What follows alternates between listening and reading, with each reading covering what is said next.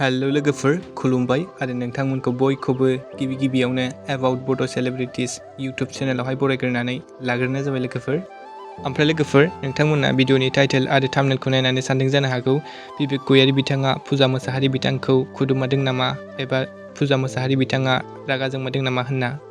स' लोगोफोर बैफोर गासिबो बर'नि फैनो गोनां अख्रां गंसे आबुं बर' सावथुननि बावैसो रिलिज जानानै थांनाय बर' मिउजिक भिडिअनि सिनफोरसो।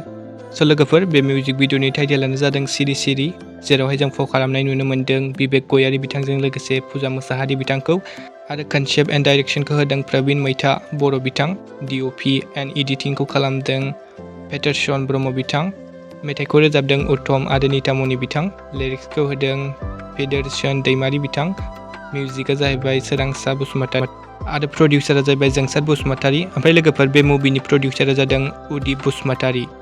लोगोफोर नोंथांमोना दासिमबो बे मिउजिक भिडिअखौ नायाखैब्ला आं डिसक्रिप्सनाव लिंकखौ होना दोनगोन, नोंथांमोना थांनानै नायब्लानो जाबाय।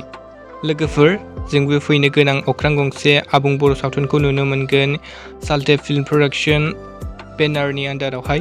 ओमफ्राय लोगोफोर नोंथांमोना बे मुभिखौ नायनो थाखाय दानिफ्रायनो बेसेबां एक्साइटेड जानानै दं कमेन्टआव खोन्थाहरब्लानो जाबाय आरो नायनो थाखाय एसे नेनानै थादो लोगोफोर।